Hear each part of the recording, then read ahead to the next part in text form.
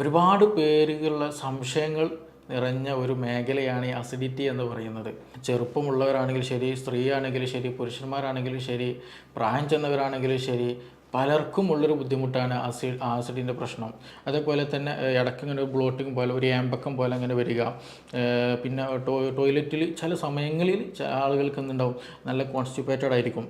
ചില സമയങ്ങളിൽ നല്ല ഡയറിയ അല്ലെങ്കിൽ നല്ല ലൂസ് മോഷൻ ആകാൻ ചാൻസ് ഉണ്ട്. നമ്മളെ കുടൽ ഭക്ഷണം പോകുന്ന വഴികളുണ്ടല്ലോ, അതിൻ്റെ ഹെൽത്ത് എന്ന് പറഞ്ഞത് വളരെ വളരെ ഇമ്പോർട്ടൻ്റാണ്.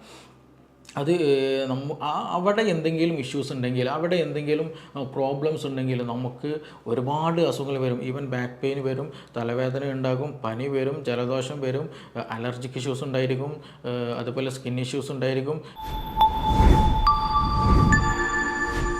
ഹലോ എവരിവൺ, ഞാൻ doctor Siraj, medical officer QNB hospital, Koduvally. ഇന്ന് നമ്മൾ ഡിസ്കസ് ചെയ്യാൻ പോകുന്ന പ്രധാന വിഷയം അസിഡിറ്റിയാണ്. ഒരുപാട് പേരുകളുള്ള സംശയങ്ങൾ നിറഞ്ഞ ഒരു മേഖലയാണ് ഈ അസിഡിറ്റി എന്ന് പറയുന്നത്. ചെറുപ്പമുള്ളവരാണെങ്കിലും ശരി, സ്ത്രീ ആണെങ്കിലും ശരി, പുരുഷന്മാരാണെങ്കിലും ശരി, പ്രായം ചെന്നവരാണെങ്കിലും ശരി, പലർക്കും ഉള്ളൊരു ബുദ്ധിമുട്ടാണ് ആസിഡിൻ്റെ പ്രശ്നം. തികട്ടി വരിക, പുളിച്ച് തികട്ടി വരിക, അതേപോലെ ചില സമയത്ത് വയറ്റിൽ നല്ലോണം പോവുക, നെഞ്ചരിച്ചിൻ്റെ പ്രശ്നം, നല്ല ഗ്യാസ് വരിക, വയറ് വീർത്ത് വരിക, ഇങ്ങനെ പൊതുവായിട്ടുള്ള ഈ ഒരു പ്രശ്നങ്ങൾ പല ആളുകൾക്കിടയിലുണ്ട്. നമ്മുടെ ഈ ലൈഫ് സ്റ്റൈൽ മാറിയതോട് കൂടി തന്നെ ഈ ഒരു ഇഷ്യൂസ് ഒരുപാട് പേരുകളിൽ ഇന്ന് നേരിടുന്നതാണ്. ഇന്ന് അത് മാത്രമല്ല, നമ്മളിതിൻ്റെ കൂടെ ചേർത്ത് വായിക്കുന്ന ഒരു പ്രശ്നം എന്താണെന്ന് വെച്ചാൽ, ഇന്ന് വരുന്ന ക്ലിനിക്കിൽ വരുന്ന പല കേസുകളിൽ, ഈ അടുത്ത് വന്നൊരു കേസ് വന്നിട്ടുണ്ടായിരുന്നു. അവരോട് ചോദിച്ചോ, നിങ്ങൾക്ക് എന്തെങ്കിലും മെഡിസിൻ നിങ്ങൾ കണ്ടിന്യൂ ആയിട്ട് നിങ്ങൾ കഴിക്കുന്നുണ്ടോ, എന്തെങ്കിലും ബുദ്ധിമുട്ടുണ്ടോ എന്നുള്ളത്. അപ്പോൾ പേഷ്യൻ്റ് പറഞ്ഞത്, അത് ഞങ്ങൾ ഷുഗറിനും പ്രഷറിനൊക്കെ മരുന്ന് കഴിക്കുന്നുണ്ട്, പിന്നെ ഗ്യാസിനും മരുന്ന് കഴിക്കേണ്ടത് പറഞ്ഞു. അപ്പോൾ ഞാൻ ചോദിച്ചു, നിങ്ങൾക്ക് ഗ്യാസിൻ്റെ ഇഷ്യൂസ് എന്തെങ്കിലും ഉണ്ടായിരുന്നോ എന്ന് ചോദിച്ചു. അപ്പോൾ അവർ പറഞ്ഞത്, ഇല്ല, അങ്ങനത്തെ പ്രശ്നങ്ങളൊന്നുമില്ല, ഞങ്ങൾ അവിടെ പോയപ്പോൾ അവർ മെഡിസിൻ തന്നു, അത് ഞങ്ങൾ കഴിക്കുമെന്ന് ചോദിക്കും. അപ്പോൾ എന്നും കഴിക്കലുണ്ടോ? അത് സാറേ, ഞങ്ങൾ എന്നും കഴിക്കലുണ്ട് എന്നാണ് അവർ പറഞ്ഞത്. അപ്പോൾ ഇത് വെറുതെ കിട്ടുമ്പോൾ പോലും പല ആളുകളും ഈ മെഡിസിൻസ് കഴിക്കുക. എന്തെങ്കിലും വയറിന് എന്തെങ്കിലും ഒരു അസ്വസ്ഥത, അത് ഗ്യാസിൻ്റെ പ്രശ്നമാണോ, എന്തെങ്കിലും ഇൻഫെക്ഷൻ വന്നതാണോ, വേറെ എന്തെങ്കിലും ബുദ്ധിമുട്ടുണ്ടോ എന്ന് പോലും നോക്കാണ്ട് സ്വന്തം ഇഷ്ടപ്രകാരം എന്തെങ്കിലും PPI പ്രോട്ടോൺ പമ്പ് ഇൻഹിബിറ്റേഴ്സ് ആയിട്ടുള്ള പാൻഡോപ്പോ, ജലൂസിൽ അങ്ങനെയുള്ള എന്തെങ്കിലും മെഡിസിൻസ് എടുത്ത് കഴിക്കുന്ന ഒരു ശൈലി ഇന്ന് നമ്മുടെ കമ്മ്യൂണിറ്റിയിൽ, നമ്മുടെ സമൂഹത്തിൽ ഒട്ടുമിക്ക ആളുകളിലും ഉള്ളതാണ്. അപ്പം അതുകൊണ്ട് തന്നെ അത് എത്രത്തോളം നല്ലതാണ്, എന്താണ് യഥാർത്ഥത്തിൽ നമുക്ക് പൊതുവായിട്ട് വയറ്റിൻ്റെ ഉള്ളിൽ ആസിഡുമായിട്ട് സംബന്ധിച്ച് ഉണ്ടാകുന്ന ബുദ്ധിമുട്ട്, അതെങ്ങനെ നമുക്ക് തന്നെ ഒരു മെഡിസിൻ്റെ സഹായമില്ലാതെ വീട്ടിൻ്റെ ഉള്ളിൽ തന്നെ നമുക്ക് എങ്ങനെ അത് മാനേജ് ചെയ്യാം തുടങ്ങിയ കാര്യങ്ങളാണ് ഇന്ന് നമ്മളിവിടെ കൂടുതലായിട്ട് പറയാൻ ഉദ്ദേശിക്കുന്നത്. അപ്പോൾ ഈ ആസിഡ്, നമ്മുടെ ഈ ആസിഡിൻ്റെ പ്രാധാന്യം എത്രത്തോളം ഉണ്ടെന്നുള്ള ആദ്യം നമ്മൾ മനസ്സിലാക്കണം. നമ്മുടെ വയറ്റിൻ്റെ ദഹനം നടക്കാൻ, ശരീരത്തിൽ വേണ്ട മെറ്റീരിയൽസ് വേണമെങ്കിൽ, അന്നജം, പ്രോട്ടീൻ, ഇതിൻ്റെയൊക്കെ ദഹനം നടക്കണമെന്നുണ്ടെങ്കിൽ നമുക്ക് കൃത്യമായിട്ടുള്ള ഒരു സംവിധാനം വേണം. അതിൽ ഏറ്റവും ഇമ്പോർട്ടൻ്റ് ആയിട്ടുള്ള ഒരു സംഗതിയാണ് ഈ ആസിഡിൻ്റെ പ്രസൻസ് എന്ന് പറയുന്നത്. നമ്മുടെ വയറ്റിലുള്ള ഈ ആസിഡിൻ്റെ pH വരുന്നത് 1.5 ആണ് ഏകദേശം വരുന്നത്. അതായത് അത്രത്തോളം സ്ട്രോങ് ആസിഡാണ് നമ്മുടെ വയറ്റിലുള്ളത്.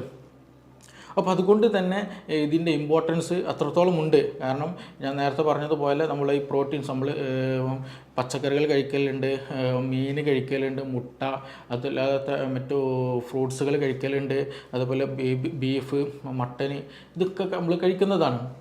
അപ്പോൾ ഇതിൻ്റെയൊക്കെ ഡൈജഷൻ നന്നായിട്ട് നടക്കണം എന്നുണ്ടെങ്കിൽ ഈ ആസിഡിൻ്റെ പ്രസൻസ് ഇമ്പോർട്ടൻ്റ് ആണ്. അതേപോലെ ഒരു പക്ഷേ നമ്മൾ കഴിക്കുന്ന ഭക്ഷണത്തിൽ എന്തെങ്കിലും ബാക്ടീരിയാസോ എന്തെങ്കിലും ഫംഗൽസോ എന്തെങ്കിലുമൊക്കെ പ്രസൻസ് ഉണ്ടെങ്കിൽ മിക്കതും എന്ത് ചെയ്യും, ഈ പറയുന്ന ഈ ആസിഡിൽ വന്നിട്ട് അത് നശിച്ചു പോകും, അത് ചത്തുപോകും. അപ്പോൾ വലിയൊരു ഇൻഫെക്ഷനൊന്നും ഇല്ലാണ്ട് നമ്മുടെ വയറിനെ സംരക്ഷിക്കുന്ന ഒരു സംവിധാനം കൂടെ എന്ത് ചെയ്യുന്നുണ്ട്, അങ്ങനെ ഒരു ഫങ്ഷൻ കൂടെ എന്ത് ചെയ്യുന്നുണ്ട്, ഈ ആസിഡ് ചെയ്യുന്നുണ്ട്. അപ്പോൾ അത്രത്തോളം വളരെ ഇമ്പോർട്ടൻ്റ് ആണ് ആസിഡിൻ്റെ പ്രസൻസ് നമ്മുടെ വയറ്റിൽ എന്നുള്ളത്. അപ്പോൾ ഈ ആസിഡിന് പൊതുവായിട്ടുള്ള 2 ഇഷ്യൂസാണ് ഉണ്ടാവല്. അത് നമ്മൾ പ്രധാനമായിട്ട് ശ്രദ്ധിക്കണം. ഒന്ന് ഹൈപ്പർ അസിഡിറ്റി, രണ്ടാമത് ഹൈപ്പോ അസിഡിറ്റി. സിമ്പിളായിട്ട് പറഞ്ഞാൽ ചില കണ്ടീഷനിൽ എന്ത് ചെയ്യും, ആസിഡിൻ്റെ പ്രസൻസ് കൂടും, അധികമായിട്ട് ആസിഡ് പ്രൊഡ്യൂസ് ചെയ്യുക. രണ്ടാമത് എന്താണ്, ആവശ്യത്തിന് ആസിഡ് ഇല്ലാണ്ടിരിക്കുക. ഈ രണ്ട് ഘട്ടങ്ങളിലും നമുക്ക് വയറിന് അസ്വസ്ഥതകളുണ്ടാവും. അപ്പോൾ ഈ ഹൈപ്പർ അസിഡിറ്റി ഉള്ള കണ്ടീഷനിലാണ് കൂടുതലായിട്ട് ഈ പറഞ്ഞ പോലെ പൊളിച്ചത് കെട്ടുന്ന ഇഷ്യൂസ് ഉണ്ടാവുക. അതേപോലെ ചില സമയത്ത് നമ്മൾ വെള്ളം കുടിക്കുമ്പോഴൊക്കെ എന്ത് ചെയ്യും, ആ ഒരു സെൻസേഷൻ, വെള്ളം ഇങ്ങനെ പോകുന്ന ഒരു ഫീലിംഗ് നമുക്ക് കൃത്യമായിട്ട് മനസ്സിലാക്കാൻ കഴിയും ചില ആളുകൾക്കൊക്കെ. അത് എക്സ്ട്രീം കണ്ടീഷനിലാണ് അങ്ങനെയൊക്കെയുള്ള ബുദ്ധിമുട്ടുണ്ടാവുക. പിന്നെ അതുപോലെ ഇടയ്ക്കിടയ്ക്ക് വായിൽ പുണ്ണ് വരിക. അതേപോലെ ചില സമയങ്ങളിൽ അവരെന്ത് ചെയ്യും, ഭക്ഷണം കഴിച്ചാൽ തന്നെ വയറ്റുന്നു പോവുക. ശരീരത്തിൽ എന്ത് ചെയ്യില്ല, നമ്മൾ കഴിക്കുന്ന ഭക്ഷണം കാണാൻ കഴിയില്ല. ഒരുപാട് ഭക്ഷണം കഴിക്കും, ഇതൊക്കെ എവിടുക്കാ പോകുന്നത് എന്നുള്ളൊരു ചോദ്യം ഉണ്ടാവും. അത് വേറെ ഒന്നും കൊണ്ടല്ല, ഈ നമ്മുടെ സ്റ്റൊമക്കിലുള്ള ആസിഡ് വരും. അധികമായിട്ടുള്ള ആസിഡ് കാരണം പെട്ടെന്ന് ദഹനം നടക്കും.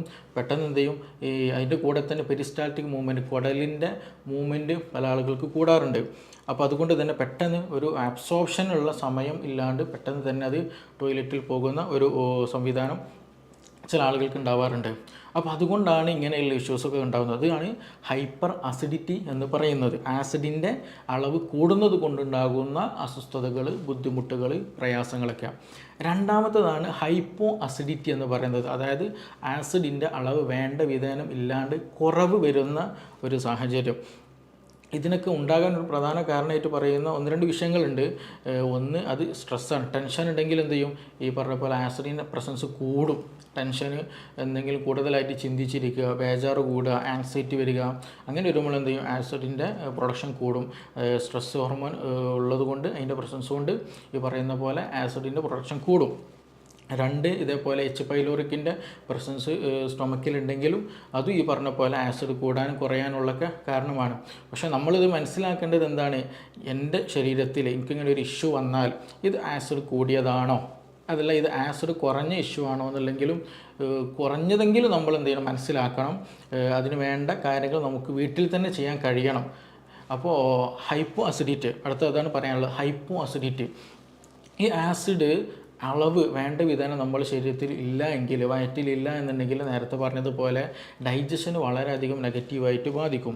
ഈ പ്രത്യേകിച്ച് പ്രോട്ടീൻ്റെ ഡൈജഷനൊന്നും നടക്കാൻ സാധ്യമല്ല. ദഹനം നടക്കാത്തത് കൊണ്ട് തന്നെ ഭക്ഷണം കഴിച്ചു കഴിഞ്ഞാൽ ഒരു ഹെവിനെസ് ഫീൽ, വയറെന്തോ ഒരു വീർത്ത പോലെ, ഒരു കനം പിടിച്ച പോലെ ഒരു ഫീലിംഗ് ഉണ്ടായിരിക്കും. അതേപോലെ തന്നെ ഇടയ്ക്കിങ്ങനെ ഒരു ബ്ലോട്ടിങ് പോലെ, ഒരു ഏമ്പക്കം പോലെ അങ്ങനെ വരിക.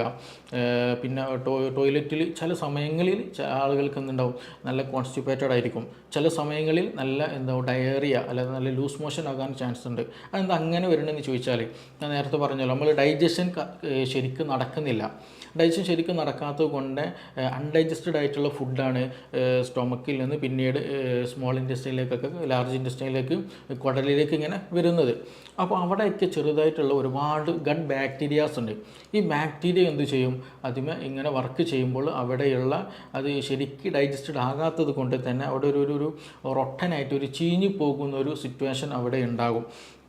അപ്പോൾ അങ്ങനെ വരുമ്പോൾ എന്ത് ചെയ്യും, ചിലപ്പോൾ ചില ആളുകൾക്ക് നല്ല അബ്ഡോമിനൽ പെയിൻ ഉണ്ട്, നല്ല വയറുവേദന ഉണ്ടാകും. പിന്നെ അതുപോലെ കീഴുവായി പോകുന്ന സമയത്തും ഭയങ്കര സ്മെല്ല് വളരെയധികം ഉണ്ടായിരിക്കും. പിന്നെ അതിങ്ങനെ ഇടയ്ക്കിടയ്ക്ക് വന്നുകൊണ്ടേയിരിക്കും. അതൊക്കെയാണ് ഈ പറയുന്ന പോലെ ഹൈപ്പോ അസിഡിറ്റി കാരണം നമ്മുടെ വയറിൽ ഉണ്ടാകുന്ന അസ്വസ്ഥതകൾ പ്രധാനമായിട്ടുള്ളത്. വയറുവേദന ഉണ്ടാവുക, കീഴ്വാഴ് കൂടുതലായിട്ട് ഇങ്ങനെ പോകുക, അത് നല്ല സ്മെല്ലുള്ള ഒരു കീഴ്വാഴായിരിക്കും ഉണ്ടാവുക. പിന്നെ അതുപോലെ നല്ല വയറൊക്കെ വീർത്ത ഒരു ഫീലിംഗ് ആയിരിക്കും ഉണ്ടാവുക. അപ്പോൾ ഇതാണ് കൂടുതലായിട്ടും ഹൈപ്പോ അസിഡിറ്റിയുടെ കേസിൽ ഉണ്ടാകാറുള്ളത്. അതുകൊണ്ട് തന്നെ ചില ഈ റൊട്ടനാവില്ല, ഞാൻ പറഞ്ഞല്ലോ, കുടലിൽ വെച്ചിട്ട് ബാക്ടീരിയ അതും എന്ത് ചെയ്യും, കൂടുതൽ മൾട്ടിപ്ലൈ ചെയ്യും. അതിൻ്റേതായിട്ടുള്ള പ്രവർത്തനങ്ങൾ നടക്കുമ്പോൾ അതിന് ബാഡ് സ്മെല്ല് വരും. അതേപോലെ തന്നെ ചിലപ്പോൾ ഒരു ഇൻഫെക്ഷനും അതേപോലെ കോൺസ്റ്റിപ്പേഷൻ ആകാൻ ചാൻസ് ഉണ്ട്. അതേപോലെ നേരത്തെ പറഞ്ഞ പോലെ വയറ്റിൽ നിന്ന് കൂടുതലായിട്ട് ലൂസായിട്ട് സ്റ്റൂള് പോകാനും സാധ്യതയുണ്ട്. അതാണ് ഹൈപ്പോ അസിഡിറ്റിയിൽ കൂടുതലായിട്ടുണ്ടാകുക. അപ്പോൾ നമ്മുടെ വീട്ടിലുള്ള അല്ലെങ്കിൽ നമുക്ക് തന്നെ ഇങ്ങനെയുള്ള അനുഭവങ്ങൾ ഉണ്ടായിരിക്കും. ചില ആൾക്ക് ഭക്ഷണം കഴിച്ച് കഴിഞ്ഞാൽ, എന്തെങ്കിലും ബീഫൊക്കെ കഴിച്ച് കഴിഞ്ഞാൽ, എന്തെങ്കിലും റെഡ് മീറ്റൊക്കെ കഴിച്ച് കഴിഞ്ഞാൽ എന്ത് ചെയ്യും, ഇനിയൊന്നും വേണ്ട, വയറ് ഫുള്ളായൊരു ഫീലിംഗ് ഉണ്ടായിരിക്കും. നേരെ ചില ആളുകളുണ്ടാകും, എന്ത് കഴിച്ചാലും എന്ത് ചെയ്യും, വീണ്ടും വിശപ്പ് തോന്നും, വീണ്ടും പിന്നെ കഴിക്കാനുള്ള ടെൻഡൻസി ഉണ്ടായിരിക്കും. അവർക്ക് അങ്ങനത്തെ ഒരു ഹെവിനെസ്സോ ഫീലിംഗ് ഉണ്ടായിരിക്കില്ല. അതാണ് ഈ ഹൈപ്പർ അസിഡിറ്റിൻ്റെയും ഹൈപ്പോ അസിഡിറ്റിൻ്റെയും രണ്ടും വ്യത്യാസങ്ങൾ വരുന്നത്. ഇത് രണ്ടും എന്ത് ചെയ്യണം, ട്രീറ്റ് ചെയ്യേണ്ട കേസാണ്.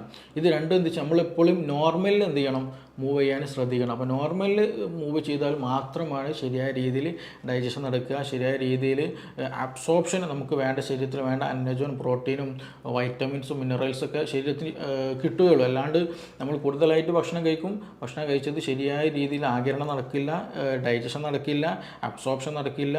അപ്പോൾ നമുക്ക് വേണ്ട സാധനങ്ങളൊന്നും ബോഡിക്ക് അബ്സോർബ് ചെയ്യാൻ പറ്റാത്തത് കൊണ്ട് അതെന്ത് ചെയ്യും, നമ്മുടെ ശരീരത്തിൽ പിടിക്കില്ല. അങ്ങനെയൊക്കെ ഇഷ്യൂസ് ഇതുമായി ബന്ധപ്പെട്ട് ഉള്ളതാണ്. അപ്പോൾ അതുകൊണ്ട് തന്നെ ഇതിൽ നമ്മൾ പ്രധാനമായിട്ട് ശ്രദ്ധിക്കേണ്ടത്, ഒന്ന് ഹൈപ്പർ അസിഡിറ്റി ഉള്ളവർക്ക് കൂടുതലായിട്ടുള്ള പ്രശ്നമാണ് സ്ട്രെസ് ഉണ്ടാവുക, ടെൻഷൻ ഉണ്ടാവുക, ബേജാറുണ്ടാവുക എന്നുള്ളത്. അത് നമ്മൾ ഒഴിവാക്കണം. സ്ട്രെസ് ഹോർമോൺ പ്രൊഡക്ഷൻ കൂടിക്കഴിഞ്ഞാൽ ഈ ഹൈപ്പർ അസിഡിറ്റി കൂടുതലായിട്ടുണ്ടാകും. അപ്പോൾ അതുകൊണ്ട് കൂടുതലായിട്ടുള്ള ടെൻഷന്, ബേജാറുകൾ, ആലോചനകൾ, ചിന്തകൾ ഒക്കെ ഉണ്ടെങ്കിൽ ശ്രദ്ധിക്കുക, അത് ഒഴിവാക്കേണ്ടതാണ്. മറ്റൊന്ന്, ഉറക്കമില്ലാത്ത അവസ്ഥ ഉണ്ടെങ്കിൽ, ഉറക്കം വളരെ കുറവാണ്, അങ്ങനെ എന്തെങ്കിലും ബുദ്ധിമുട്ടുണ്ടെങ്കിൽ അതും വളരെ ശ്രദ്ധിക്കേണ്ടതാണ്. അതും നമ്മുടെ ശരീരത്തെ എന്ത് ചെയ്യും, നമ്മുടെ ദഹന പ്രക്രിയയെ, ആസിഡിൻ്റെ പ്രൊഡക്ഷനൊക്കെ പ്രതികൂലമായിട്ടും ബാധിക്കുന്നതാണ്. അപ്പോൾ അതും ശ്രദ്ധിക്കുക. ദഹനത്തെ വളരെ ഇമ്പോർട്ടൻ്റ് ആണ് ഉറക്കം എന്നുള്ളത്.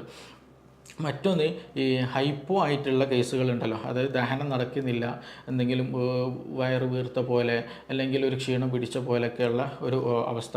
അങ്ങനെയുള്ളവർ ചെയ്യേണ്ട പ്രധാനമായിട്ടും ഒന്ന്, ഈ നമ്മുടെ ഭക്ഷണത്തിൽ എന്ത് ചെയ്യുക, ചുക്ക്, അതേപോലെ ഇഞ്ചി, കുരുമുളക്, ഗ്രാമ്പു, പട്ട, ഇങ്ങനെയുള്ള സംഗതികളുണ്ടല്ലോ, അതെന്ത് ചെയ്യുക, നമ്മുടെ ഭക്ഷണത്തിൽ കൂടുതലായിട്ട് ഉൾപ്പെടുത്തുക. അത് നമ്മുടെ ഡൈജഷന് കൂടുതൽ പ്രൊമോട്ട് ചെയ്യും, പെട്ടെന്ന് ഡൈജസ്റ്റ് ചെയ്യാനുള്ള അത് ഹെൽപ്ഫുൾ ആക്കുന്ന മെഡിസിൻസാണ്. അപ്പോൾ കൂടുതലായിട്ട് നിങ്ങൾക്ക് അങ്ങനെ ഒരു ഇഷ്യൂസ് ഉണ്ടെന്നുണ്ടെങ്കിൽ എന്ത് ചെയ്യുക, ഈ മല്ലി ഉണ്ടല്ലോ, മല്ലി കുറച്ച് എന്ത് ചെയ്യുക, വെള്ളത്തിലിട്ട് തിളപ്പിച്ചിട്ട് ആ വെള്ളം ഇടയ്ക്കിടയ്ക്ക് കുടിക്കുന്നത് ഈ അധികമായിട്ടുള്ള ഗ്യാസിൻ്റെ ഇഷ്യൂസും വയറിൻ്റെ അസ്വസ്ഥതകൾക്കൊക്കെ വളരെ ഹെൽപ്ഫുള്ളാണ്. വയറ്റിന്ന് പോകാനും വളരെ നല്ലതാണ്. അപ്പോൾ അതുകൊണ്ട് അങ്ങനെയുള്ള മെഡിസിൻസ്, അങ്ങനെയുള്ള പദാർത്ഥങ്ങൾ കൂടുതലായിട്ട് നമ്മൾ എന്ത് ചെയ്യണം, നമ്മുടെ ഭക്ഷണത്തിൽ ഉൾപ്പെടുത്താൻ ശ്രദ്ധിക്കാം. എങ്കിൽ തന്നെ എന്ത് ചെയ്യും, ഇങ്ങനെയുള്ള ഇഷ്യൂസുകളും കാര്യങ്ങളും നമുക്ക് നിയന്ത്രിക്കാൻ കഴിയും. ഇനി അതൊന്നുമല്ല, വേറെ എന്തെങ്കിലും ബുദ്ധിമുട്ടുകൾ കൂടി, ചില ആളുകൾക്ക് എന്ത് ചെയ്യും, ഭയങ്കര പെയിൻഫുള്ളാവും. ഭക്ഷണം കഴിക്കുന്ന സമയത്ത് നല്ല പെയിൻ ഉണ്ടായിരിക്കും. ചില ആളുകൾക്ക് ഭക്ഷണം കഴിഞ്ഞ് ഒരു അരമണിക്കൂർ കഴിഞ്ഞാൽ അല്ലെങ്കിൽ ഒരു 20 മിനിറ്റ് കഴിഞ്ഞാൽ നല്ല വയറുവേദന വരാറുണ്ട്. ചില ആൾക്ക് നല്ല ഛർദ്ദിക്കാൻ വരാറുണ്ട്. അപ്പോൾ അങ്ങനെയുള്ള കേസുകളിൽ അത് നിർബന്ധമായിട്ടും നമ്മൾ പ്രത്യേകം ഡോക്ടറെ കണ്ടിട്ട് അത് എന്താണ് എന്നുള്ളത് പഠിക്കുക തന്നെ ചെയ്യണം. അത് വേറെ എന്തെങ്കിലും മൈഗ്രെയിൻ്റെ ഇഷ്യൂസ് ഉണ്ടോ, ഇനി അതല്ല വേറെ അൾസറിൻ്റെ പ്രശ്നമുണ്ടോ, IBSൻ്റെ സിംറ്റം ഉണ്ടോ, IBD, ഇങ്ങനെയുള്ള, അതായത് നമ്മുടെ GI ട്രാക്ക്, അത് ഭക്ഷണം പോകുന്ന പാത്വേ ഉണ്ടല്ലോ, ഈ ഈസോഫാഗസ്, അതായത് ഇവിടെ നിന്ന് വരുന്ന ആ ഈസോഫാഗസ്, സ്റ്റൊമക്ക്, വയറ്, പിന്നെ സ്മോൾ ഇൻറ്റസ്റ്റൈൻ, ലാർജ് ഇൻറ്റസ്റ്റൈൻ, അങ്ങനെയുള്ള ആ ഒരു പാത്വേയിൽ എന്തെങ്കിലും ഇൻഫെക്ഷൻസ് ഉണ്ടോ, അവിടെ എന്തെങ്കിലും അതിന് സ്ഫിങ്ക്റ്റേഴ്സ് ഉണ്ട്, അതായത് ഭക്ഷണം ഒരു വൺ ഡയറക്ഷനിൽ പോകാൻ വേണ്ടി ഹെൽപ്പ് ചെയ്യുന്ന സ്ഫിങ്ക്റ്ററായിട്ട് ആക്ട് ചെയ്യുന്ന ഏരിയകളുണ്ട്. അപ്പോൾ അവിടെ എന്തെങ്കിലും പ്രശ്നങ്ങളുണ്ടോ, അപ്പോൾ അത് കറക്റ്റ് മനസ്സിലാക്കിയിട്ട് അതിന് വേണ്ട രീതിയിലുള്ള ട്രീറ്റ്മെൻറ്റ് വളരെ ഇമ്പോർട്ടൻ്റ് ആണ്. നമ്മൾ ആദ്യം മനസ്സിലാക്കണം, ഈ സ്റ്റൊമക്ക് എന്ന് പറയുന്നത്, അതായത് സ്റ്റൊമക്ക്, നമ്മളെ കുടൽ, ഭക്ഷണം പോകുന്ന വഴികളുണ്ടല്ലോ, അതിൻ്റെ ഹെൽത്ത് എന്ന് പറയുന്നത് വളരെ വളരെ ഇമ്പോർട്ടൻ്റാണ്. അത് അവിടെ എന്തെങ്കിലും ഇഷ്യൂസ് ഉണ്ടെങ്കിൽ, അവിടെ എന്തെങ്കിലും പ്രോബ്ലംസ് ഉണ്ടെങ്കിൽ നമുക്ക് ഒരുപാട് അസുഖങ്ങൾ വരും. ഈവൻ ബാക്ക് പെയിൻ വരും, തലവേദന ഉണ്ടാകും, പനി വരും, ജലദോഷം വരും, അലർജിക് ഇഷ്യൂസ് ഉണ്ടായിരിക്കും, അതുപോലെ സ്കിൻ ഇഷ്യൂസ് ഉണ്ടായിരിക്കും, സെക്ഷൽ ഇഷ്യൂസ് ഉണ്ടായിരിക്കും, അങ്ങനെയുള്ള പല ഇഷ്യൂസും ഉണ്ടായിരിക്കും. ഇനി അഥവാ നമ്മളൊരു മെഡിസിൻ കഴിച്ചാലോ ഈ അസുഖങ്ങൾക്ക് വേണ്ടിയിട്ട്, ആ മെഡിസിനും തന്നെ ശരിയായ രീതിയിൽ ദഹിച്ച് അബ്സോർപ്ഷൻ നടക്കണം എന്നുണ്ടെങ്കിൽ എന്ത് വേണം, ഈ GI ട്രാക്ക്, നമ്മുടെ സ്റ്റൊമക്ക്, വയറ്, കുടൽ, ഇതൊക്കെ എന്ത് ചെയ്യണം, ഹെൽത്തി ആയിരിക്കണം. ഇല്ലെങ്കിൽ എന്ത് ചെയ്യില്ല, അത് ശരിക്കും ഡൈജഷൻ നടക്കില്ല, ശരിയായ രീതിയിൽ അബ്സോർപ്ഷൻ നടക്കില്ല, ആ മെഡിസിൻ ശരീരത്തിൽ പിടിക്കില്ല. അപ്പോൾ അതുകൊണ്ട് ഈ ഒരു പാത്വേ, നമ്മുടെ ഭക്ഷണം കഴിക്കുന്ന അല്ലെങ്കിൽ ഭക്ഷണം കടന്നു പോകുന്ന സ്ഥലം എന്നുള്ളത് വളരെ വളരെ ഇമ്പോർട്ടൻ്റ് ആണ്. അത് നിർബന്ധമായിട്ടും നമ്മൾ എന്ത് ചെയ്യണം, ഹെൽത്തി ആയി കൊണ്ടുപോകാൻ വളരെയധികം ശ്രദ്ധിക്കുക. എന്തെങ്കിലും ബുദ്ധിമുട്ട് കൂടുതലായിട്ട് തോന്നുന്നുണ്ടെങ്കിൽ നിർബന്ധമായിട്ടും ഒരു ഡോക്ടറെ കണ്ടിട്ട് അതിന് വേണ്ട നിർദ്ദേശങ്ങൾ സ്വീകരിക്കണം. അല്ലാണ്ട് സ്വന്തം ഇഷ്ടപ്രകാരം, സ്വന്തം തീരുമാനപ്രകാരം ഒരിക്കലും എന്ത് ചെയ്യരുത്, നമ്മൾ മെഡിസിൻ കഴിക്കരുത്. അത് നിർബന്ധമായിട്ടും നമ്മൾ ശ്രദ്ധിക്കേണ്ടതാണ്. നമുക്കിനി മറ്റൊരു വിഷയവുമായിട്ട് വേറൊരു സമയത്ത് വീണ്ടും കാണാം.